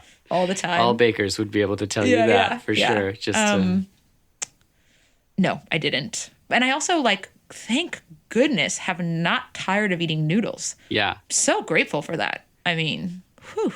There's also a part in the movie where they say the broth is the soul of the ramen. As a noodle person, do you take offense to that or do you agree? I don't take offense to that at all. But I also have felt that a lot of people like to make broth from scratch. And how nice that they get to make the soul of the soup and then get to buy the noodle. Yeah. I think that the noodle is required, but it is a vehicle. And I love that our noodles have their own flavor. But if you're doing a traditional ramen, it's the interaction between the two and the way that the noodles become a vehicle for experiencing something. I'm sure there's some way that the noodles enhance the way that you experience the broth. Yeah. You would be so unhappy if you didn't have a noodle with great texture. but I don't disagree with that statement. Okay, good. The next scene we have, there's espionage where they're sneaking around and she's spying on how to make stocks and things. Yeah, right. Then, as you mentioned, the parts where she's messing up the broth and things. See, we already covered a lot of this stuff. The oyster harvest. Oh my gosh, who could forget that? Yeah. So. Oh, sorry, that's me. Oh. Give me 1 second. That scene. Okay, so there's some weird male fantasy stuff going on in that movie. Yeah. That I don't have a specific problem with. If anything, I'm like kind of delighted by it. But that is like an old man and a very young girl who tits you fully see. But I still find that scene to be, I mean, for me personally, I don't know that everyone would have that experience. It's so erotic. Yeah. Like it might be the sexiest scene in that entire movie. So the food stylist said that in that scene, she is the virginal figure and and she is giving him the oyster. So the sexuality of it's very overt. Oh, yeah. Interestingly, she had to buy the shells separate and the oysters frozen. Oh, funny. And then thawed because it was not not in season. Wow. Yeah. So I thought that was pretty great that he's actually eating a... Yeah. I had one experience in my life. So I was living in Kyoto. I'm 20 years old. Went to Doshisha University, and I had a crush on this guy who I thought was just super cute. And I would go to watch movies in the basement of my university. They would screen old Japanese movies, and I would watch them, obviously, without subtitles. I love to watch movies, and I thought it might be a good way for me to learn more Japanese. But like many of my life experiences watching movies in those kinds of settings, I would be like with 3 other people in this theater. So one time I was there with this guy who I had a crush on. And afterwards we came out of the movie and he had like chapped lips and one of his lips was bleeding a little bit. Oh, geez. And I literally flashed that scene from Tampopo. Oh, yeah. And I was like, am I supposed to... Is this a sign? Am I supposed to do something right now? Yep. And I didn't. Oh. I know. And I don't think that would have gone over very well. It's amazing how it works in that scene. You know, where it does work. She like licks his lip of the blood. It does work. Anyway, just saying, lived that. Didn't see it through. That's so interesting. Did you at least offer him a tissue or something? Or I think I told him that he needed to go to the bathroom. Okay, good. I was hoping you were going to be like, he bled out. No. It was like a small amount. It was really exactly like that scene. It was like a small amount of blood on his mouth. And I was like, oh my God. Wow, that is pretty incredible. I know. Is it like too much? If you watch too many movies, all the moments of your life become what's interesting is when I first saw my wife, time slowed down. And as she walked by, just like in the movies, she was like step. I saw her walk in front of me, and her hair moving in slow motion. That's so beautiful. Slowed to like let me know like this is true love right here. And I honestly feel like it's because I grew up watching so many movies that's the language movies use. They're like, this is important. You're taking note of this because it literally changed. Like if we weren't together, I totally believed that I would be her best friend, because everything changed for me in that moment. But the reason I bring it up is because I have the same thing where I'm like, it's like a movie thing. Like it changed, the movies can change how your brain thinks about things or sees things, and like somebody bleeding from the lip. I know. I'm like, wow, that's a little personal story, but true story. Yeah, no, that's it doesn't put you in a bad light in any way whatsoever. Next, we see a kid with a carrot around his neck and a note from his mom that says he only eats natural stuff, no sweets. Yeah. And I just think that parent's a monster. Yeah, I know. And then you have this man offer him the ice cream cone, which is like the best. And then actually previous to this, you have the, I don't know the name for the relationship that they have, but there's a lady and an old man, and she's saying that the old man can't have the the pork or whatever Right. in the ramen. He gets it anyway. And I think he chokes and they have to give him the Heimlich or Right. something. I'm not going to remember it perfectly, but my Yeah. memory is that they're at a soba restaurant in that scene. Oh, that's a soba restaurant. They're eating soba, but I think he might get the ozoni. He might get the red bean soup with mochi. Oh, okay. And I don't know if that's true, actually. Forgive me, people who know for sure. But he definitely chokes, and I think it could be that he's choking on mochi. Okay. And I understand. I've almost choked on some mochi before. yeah. Well, every year, ozoni is the wrong word for that. They have mochi at New Year's, on New Year's morning. In Japan, it's a tradition. And every year people die. Wow. Yeah. But they keep it up. I know. Okay. Yeah. Well, why change it, really? Why? Yeah. I mean, yeah, mochi is pretty rad. Next, they talk about the tips for building a broth. So I made a note about this. I know this isn't the broth-centric one, but they say you parboil the meats and use the vegetables whole, which I thought was pretty interesting. Yeah, that is interesting. I don't know why you'd parboil. My friend Naoko Tamura, who has that restaurant Shizuku, which is really here wonderful, in Portland. Here in Portland, she has always told me to parboil especially my pork and beef bones, because I'm sure there's a word for it in Japanese, and maybe we even have one in English that I don't know, but there are off flavors that you're getting rid of in that moment. Got it. So that goes in the first boil. Yeah, and then you soak them and you kind of jostle them about to try to get some of that gross animal stuff out. So that you're just getting a really clean and delicious broth. And where is her restaurant? 13th and Southwest Jefferson. Okay, cool. Just so people can go there. And absolutely. we'll tag up the post and everything. So then we see a man kill a turtle. That happens in this movie. Yeah, I know. This was a movie made before the animal cruelty laws came into play. Yeah, definitely. It is. It's something I didn't even pay attention to in previous viewings for some reason. But then this time I was like, "What? Oh, that's a dead turtle." Totally. Yeah. Same with me in my most recent viewing. Yeah, it's easier, I think, when it's not my culture. So I'm like, well, then that's what you do. You know, I'm sure there's people that kill and eat turtles in the States, but I just have never been around it. And I've never eaten that soup. What is it called? Do you know? Is there a turtle ramen? It's not a ramen. No, Okay. it's not a ramen. It's like a fancy. Oh, it's one of those fancy things. I think it might originate from a Chinese dish, but it could. I don't know. It could be Japanese cuisine. I'm not sure. I haven't had it. Then we get to noodles. So here we go. Okay. They say these noodles are tops, smooth but chewy. Mm-hmm. Is that a ramen goal? Is that what we're going for? I Smooth but chewy? think you want chewy. You want chewy, koshi. There's that word koshi.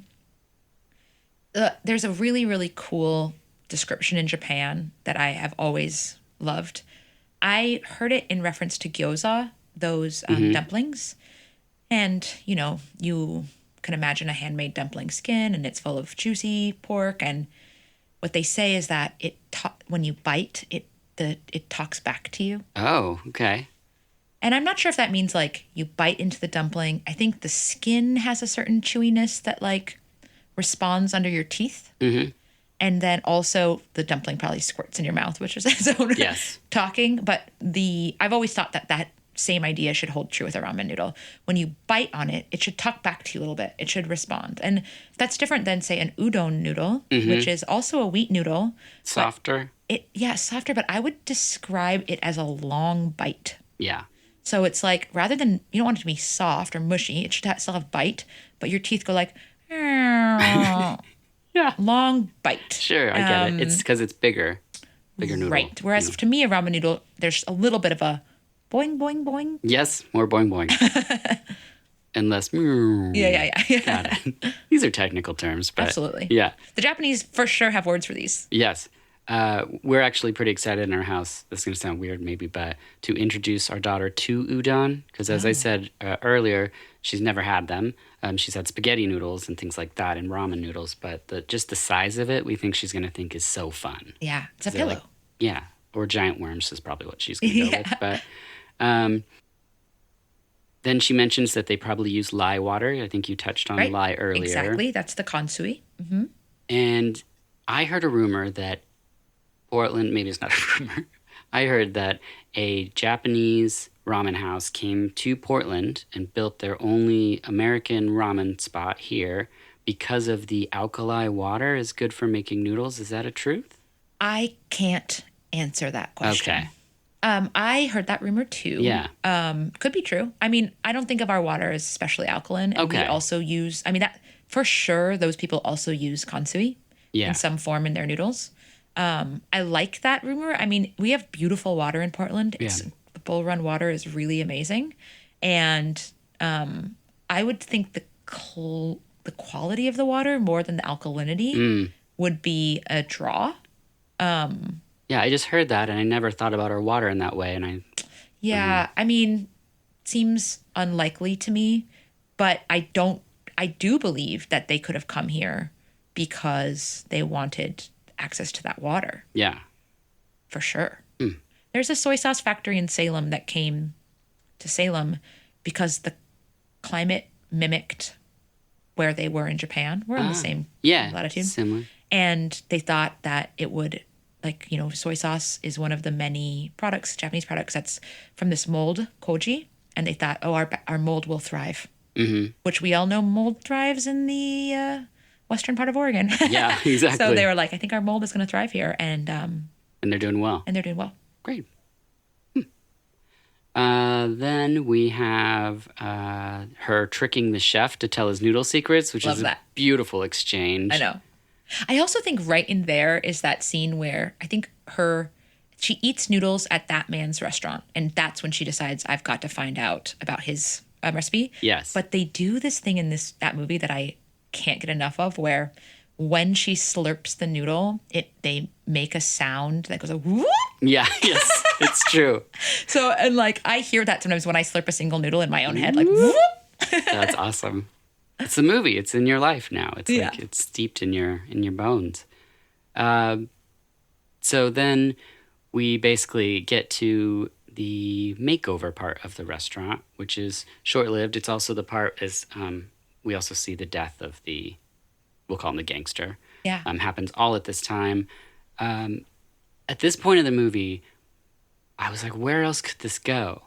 And we have the reveal, and there's the dandelion, the beautiful exterior of the place. And then it shows the inside of the kitchen, and it is gorgeous. Yeah. It's so wonderful. And you see her back there, and she's a master now. She's dressed like a French chef. Yes, and she's got the hat. It's so silly. Oh, my gosh. Yeah.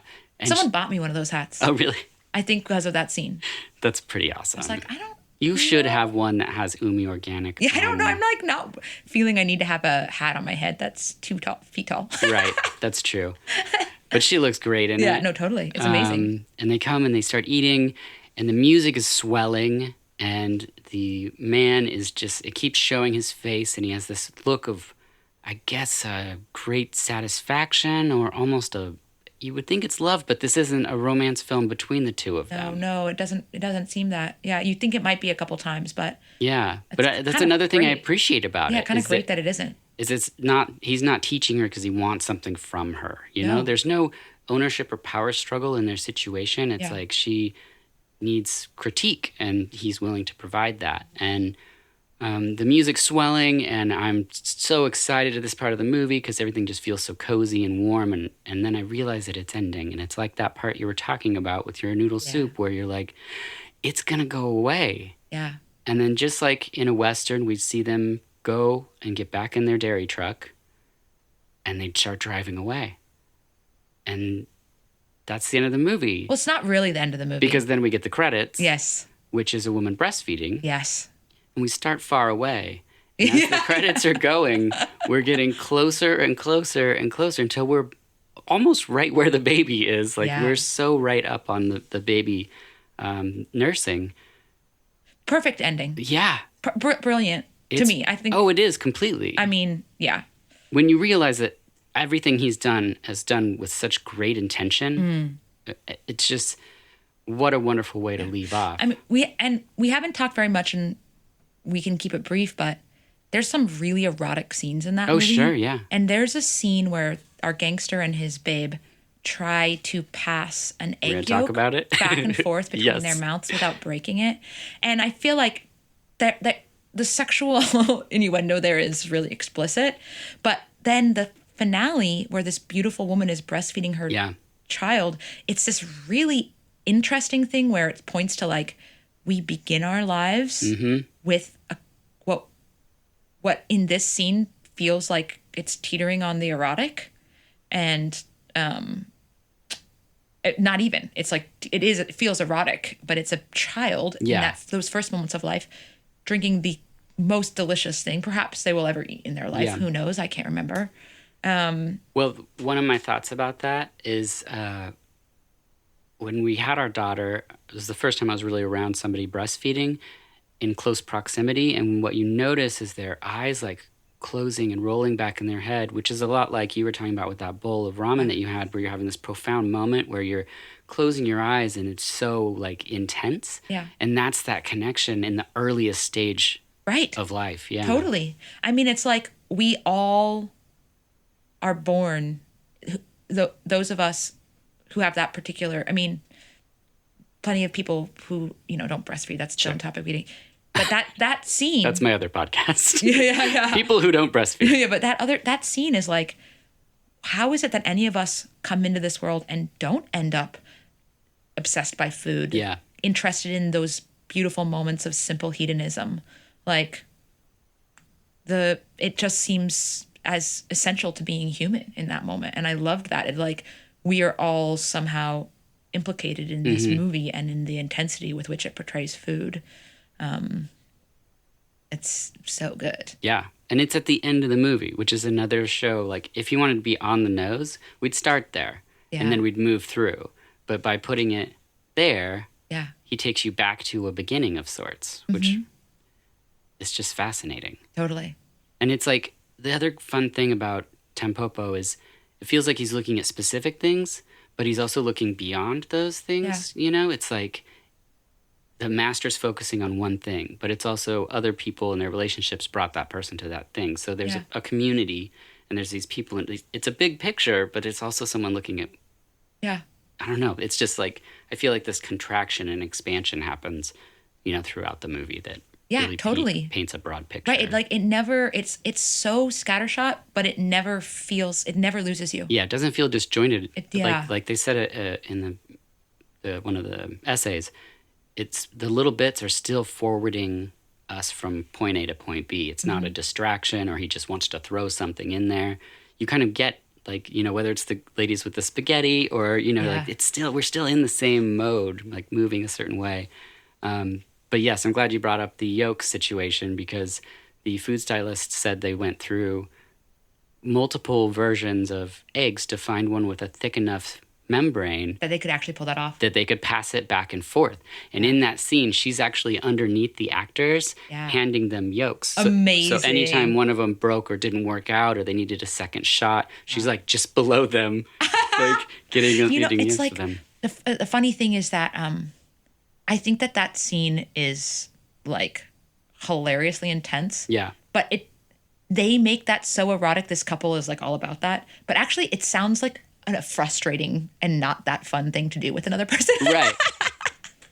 Yeah. And I just was curious about how the conversation went leading up to it. Like they were just like, I don't know, we could just try to pass the yolk of an egg back and forth, Well, I mean, that's part of my interest in that movie, and especially that movie as, Juzo Itami wrote and directed all his own movies.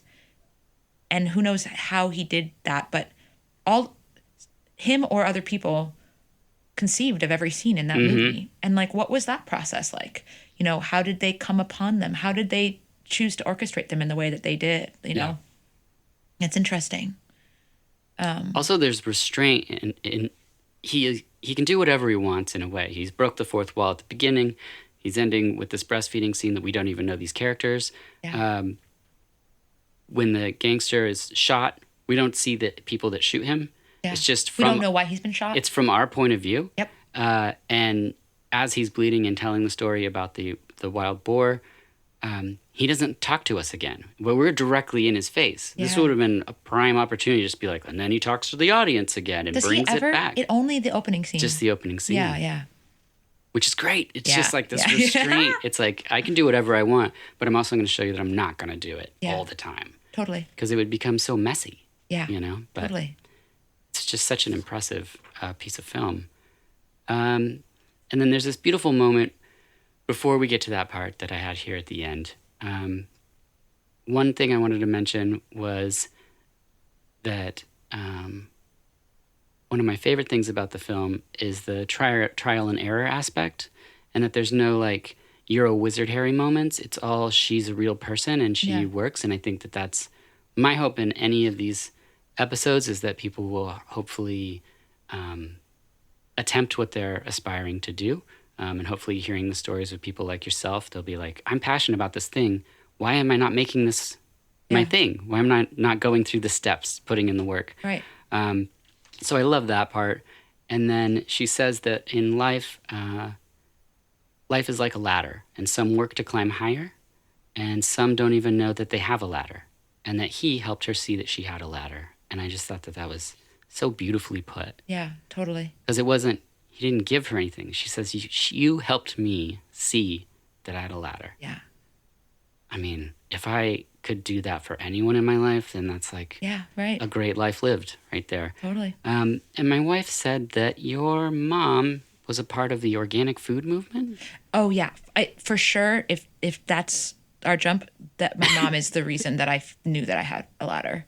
Absolutely. Oh, great. Yeah, for sure. My mom. I grew up in Portland. My mom worked for the predecessor to New Seasons Market. It was called Nature's. Yes, I remember Nature's. We saw one in California or something. We saw a picture that said Nature's, and well, it could be a different one. Okay, because we stopped and pointed at the poster, and we were like, "What is this?" Yeah, I think it was just in Portland area. Okay. But I spent my early years in a grocery store. And then by the time I was 8, my mom worked for Organic Valley, which is this really large cooperative owned by farmers. Really, really interesting model for how to share wealth and build a business based on mission. And so my whole life, I've grown up with my mom's influence, her passion for organic and her deep care for the environment and the livelihoods of farmers. And so that's just kind of written into my DNA. I love it. But then I also have my father, who's just like cinephile, really interested in the world culture, books. And so I've always had like deep nerd dweeb also just like coursing through me. So I think initially I kind of came at my interests as through a scholarly lens. Yeah. And then I realized, I'm young, I'm passionate, I'm going to enter the nonprofit realm. I want to see if I can make a difference. And over time, my mom's influence and my own interest in making a difference made me feel like I should at least experience what it's like from the business perspective. I want to see how I can participate as a business in trying to drive something as a bigger vision. Supporting regional farmers, trying to do a business in a way that treats people well and creates food that both gives them pleasure. I mean, that's Tampopo, right? Yes. But then also feeds their body, and the connection between their health and the health of the environment. All that stuff comes from my mom. But also my mom, and I, to probably a fault, is like, you can do this. Absolutely. Like, just believes in me so fully. Sometimes I'm like, every once in a while you could say. Right. Just maybe, I don't think you can do it. Yeah. But I also, something interesting to me about this movie is that there's that scene in the movie we haven't talked about where the wife is dying and she makes dinner for her husband. And it really points, not my favorite scene, but an important scene. It really points at like, it's a patriarchal country. Japan has not traditionally had women in high positions of power, and yet this movie is centered on a woman. Ramen, also not a woman's game. Yeah. Truly. And here it is, the story of a woman becoming a master in her own right, which is just like 1985. Yeah, progressive in ways that we're not acknowledging. And in my own childhood, I had parents that never put any constraints on me related to my gender. Like, at no point did I ever feel that being a woman had anything to do with whether I could succeed or not succeed. I take it for granted, like completely take it for granted. That's That's what happens with Tampopo, though. Yeah. It's a movie with so much eroticism, and she's not sexualized. Yeah, right. Interesting. Like, even in the way that they're not coupled. Yeah. But it's like some characters are sexualized or some characters are not, and they kind of like give you a cue. You're talking about that man's butt and his, Yes. I Well, mean- that was me. I was just, the second I could see his butt in full definition, I was just like, that's interesting, because he's wearing white with white. It's rain. It's clearly going to happen. It's not like somebody was like, one take for that. And it was like, Right. we got to do something about the white pants. Like, there's a reason that butt's there. Yeah, totally. Yeah, I mean, I just feel really fortunate that I have had people in my life that have encouraged me to do what is exciting to me. I will say that I don't feel like I have a single ladder, or that I am climbing this particular ladder right now, Well, but It's going to be multiple ladders. yeah, it's I guess the thing that I'm excited about is that I'm doing something that is interesting to me and that is constantly challenging, and it can be really frustrating, and it can be really like powerfully exciting. And I'm grateful that I have the opportunity to be part of it in any way. And It's like you said, it's also like ramen traditionally not a woman's yeah, game. And I think it's important for women to see you making the noodles and, being in that game, because it just makes things more, I don't know, it just opens people's eyes to the possibilities yeah, for maybe themselves. I know my wife has a hot sauce company, and you encounter men that are shocked that she's the person that makes the hot sauce. They always think it's me. They're like, oh, you're Marshall. And I'm like, no, it's our last name. And she is the person. And they're just like, oh, what? yeah. It's funny that stuff is still around, but wow, it sure is. Yes. Oh, completely. Yeah. So I get excited knowing that people like yourself are in this world, because I want my daughter to meet and see as many of these amazing people who have chased their different avenues and passions, because I think only good can come from. Yeah. And then he goes on to make a bunch of movies where his badass wife takes down powerful men. Yes. I mean, like one after another. It's pretty incredible. Yeah. Totally. Yeah. Any final thoughts on the movie before we move on to the final questions? I've been thinking, as we've been talking, I've been trying to like rack my brain. Is there something else that I want to say? You've touched on literally everything that I had in my notes, just because wow. you were like, I don't know how, this will be a test or something, but no, Well, I think something I will say is that this movie reminded me of how puritanical America is. Yeah. And a good reminder that we should constantly all be working on some level to shake that up. Yeah. Oh, I agree. There's like a freedom to this movie. I mean, it's also goofy, and I encourage that. Yes, I do too. We don't have to be so serious about everything all the time. No. So thank you, Juzo Atami. I'm so sorry that the gangsters pushed you off the Yes, top of a building. exactly. It's awful, but you made some rad movies. And I think that hopefully people will watch this if they haven't. Share it. Yeah, that's the other thing, is to share movies. It's in October, I always do like 31 and 31, where I watch a different horror movie every night. Oh, cool. And Sarah's realized like what these movies, that some of them you might be like, oh, it's a B movie or whatever. But like for me, a lot of them, it feels really important. And I get so excited because all these people that went in to make this thing were trying to do the best thing possible. Yeah. And I think it's weird when people start to grade those things, but she started watching them with me.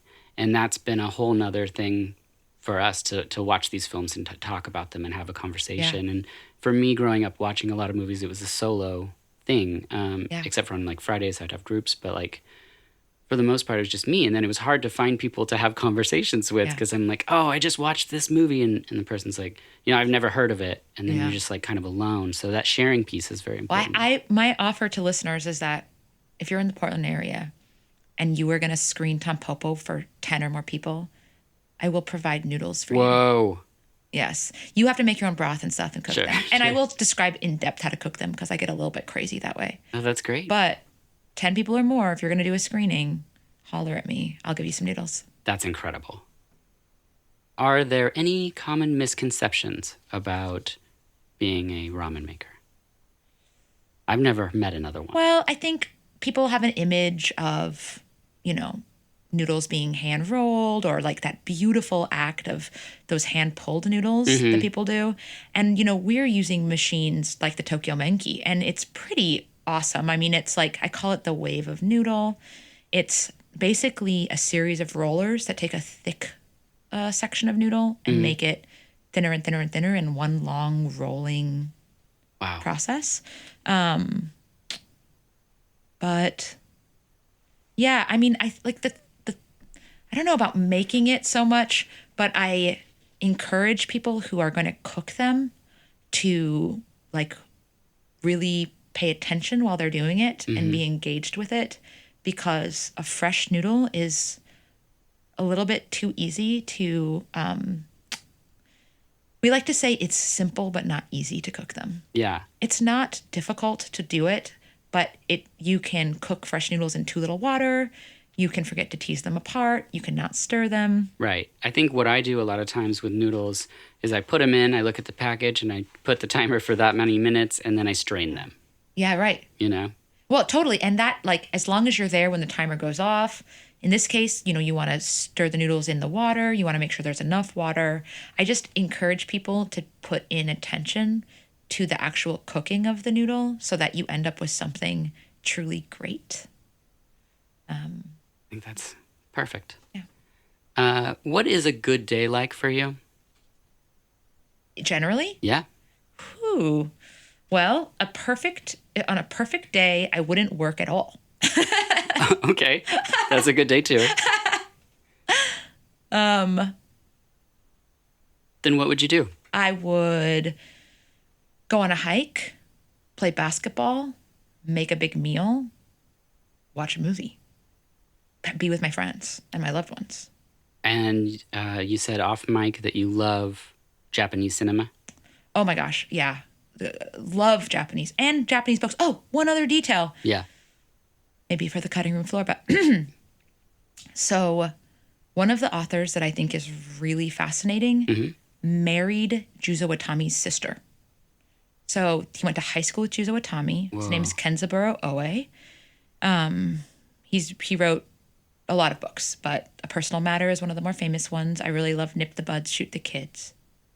And Nip the Buds, Shoot the Kids? Yeah. Oh, that sounds great. Yeah. And he went to high school with Juzo Watami and then married his sister, so they're brothers-in-law. And that just makes the world seem so small. Yeah. Because they're both artists that I'm fascinated by. I love Japanese artists. Not all, of course, all of them, but I have a lot of artists I love who are at that post-war period. Often they were young during the war and they went through the experience of like being told that their emperor is a god and then having their emperor say that he's not. And just this sort of really warped experience of becoming an adult. Yeah. And sense of identity. And they make artwork that I find endlessly fascinating. And so when I found out that they were brothers-in-law, I was like, what? Like, stick me in that room when they're eating noodles together. Oh, man. Like, please. I mean, Juzo Watami, much more lighthearted than Genzaburo. Yeah. Well, you need that levity, But yeah, I'm ready. Please, let's go back in time. That would be Can incredible. I please hang out with those two? Did they even hang out? I mean, who knows? But I'd imagine so. right. Family functions. Yeah. Oh, wow. And then what is a bad day like? A bad day is there's too many phone calls. There's too many emails. I am worried about everything having to do with production, and I'm worried about some supply is not going to come in and like a sense of we're not going to get there in time. Yeah. Like I do my very best to stay as chill as I can and let like waves of stress just like kind of maybe waves around. Yeah. Like just like wash over me and then continue and just try to stay the course. Yeah. But that sensation of like, it's not going to work out. Like that's not going to happen in time. What do I do? If I have that plus voicemails, Yeah. it's that combo. It's the combo of I think I might be just the wrong generation for telephones. Right. It's the combo of like, everything is not on time. I've forgotten things. We don't have what we need. And I have voicemail messages. Yeah. It's awful. Yeah. And, yeah. Or trying to do sales standing in a rainstorm. But that is kind of okay because you can't go anywhere. You just live in it. Yeah, that's true. That's a good point of view. Yeah. And that brings us to the last question. It's also my favorite question. What are your dreams like? My actual dreams. Yeah. You mean not my dreams for my future, but like Sleep dreams. Interesting. Well, I sometimes have really unexpected and active adventure-like dreams. But last night I dreamed about Game of Thrones all night long. Whoa. So I'm like often influenced by whatever happened most recently. I had like a series Was of dreams. the dream just one big battle or? Yeah. It was funny for a really long time. I'm a big basketball fan, and I'm not an especially huge Jimmy Butler fan, for those of you who like basketball, but he would be in my dreams. I thought you said Jimmy Buffett. No, Jimmy Butler. And I was like, we're jumping all over the place. I know. I'm not trying. Game of Thrones, basketball, and Jimmy Buffett. No, every night Jimmy Butler was in my dreams. Oh. Not in like, just like he'd just be a character in my dreams. And I was like, what is that about? I'm sure I process my stress through my dreams, but I tend not to have stress dreams. And I know if I do have them, I've got to deal with my stuff. Yeah. When I was a kid, I used to dream in Japanese, and my parents could hear me talking in Japanese. That's amazing. Which I feel like kind of sad that I don't still, but really cool that there was a time when that was part of my life. I remember my dreams probably 3 out of 7 nights of the week. Wow. Some piece of it. You're an active dreamer. I'm an active dreamer, but I don't. They often flit away. Mm-hmm. I have never kept a dream journal, and I have a really blurry line sometimes between what I dreamed and what is actually happening. Depends on the quality of sleep. And so there are many times when I never respond to people, and then I'm like, I'm so sorry. I did it in my dreams. That's so crazy. Which is a compliment in a way. I mean, they got it's like, stuff is bad when you're working in your dreams. Yeah. That does happen to me where I'm like at my computer in my dreams. Yeah, that's so funny. I initially was asking the question because of the whole like when I worked in retail, you'd have dreams where you're endlessly folding shirts and things like that, just those work dreams. But as I've asked more and more people, the answers are more just specific to people's dreams. And so it's actually like way more interesting than I thought it was going to be. Yeah. I mean, I don't know what I dreamed about Game of Thrones last night, but I did watch it last night. And then I woke up this morning and was like, Game of Thrones. So I was something happened. In your brain, yeah. Who knows? But they were just doing Game of Thrones things. They weren't playing basketball. Maybe Jimmy Butler was in Game of Thrones. He hasn't been in my dreams for a little while. Oh, okay. Well, is it basketball season? Very much. It is. Oh, okay. yeah. Clearly, I'm not. No, I know. That's right. No, I remember because one guy made a great hoop at the right time. He sure did. They call it great hoops, right? Yeah, great hoop is a good one. Damian Lillard. Yes, Damian Lillard did Yeah. it. I have friends that like sports, and so I'm not a Game of Thrones person. I'm not a sports person, but I'm not an Avengers person. I don't know if I'm a Game of Thrones person either, but it is in my life. Yeah, I just get so excited that people have the things that they're passionate about. Yeah. And so like when Instagram blows up because Damian Lillard got this shot like right out the thing, I even go to Sarah and I'm like, did you hear about the thing that happened in basketball? And she's like, what are you talking about? Because I'm just excited for people to have a thing. You know? Yeah. So for like someone to be into sports, Game of Thrones, and the Avengers right now, it's like their life couldn't be better. I know. Who's that person? I mean, there's a lot of people. They're out there. It's a lot of people. For sure. There's not like, people aren't like, what's basketball? Yeah. So I don't know. There's a demographic of people that tend to, when everyone's into like, the Super Bowl's on. It's like, do anything else with your life. I wonder if my dreams aren't a little bit like that movie Tampopo in that they're like hopscotching. Could be. Just your brain moving from place to place. Yeah, I don't know. I mean, that movie has that like attention deficit disorder quality to it where it's like at the end it was all coherent, but yeah, I don't know. I don't know what his writing process was, but I would love to know more. Yeah, maybe the stepbrother knows about his writing process. Yeah, maybe they talked writing. I'm pretty sure Kenzaburo is still writing really bleak novels. What if you could be in a room with them and they were talking about their writing process? I know. It's true. That would be pretty special. Yeah, absolutely. All right. Well, Lola, thank you so much for being here. Yeah, thank you for having taking me. time.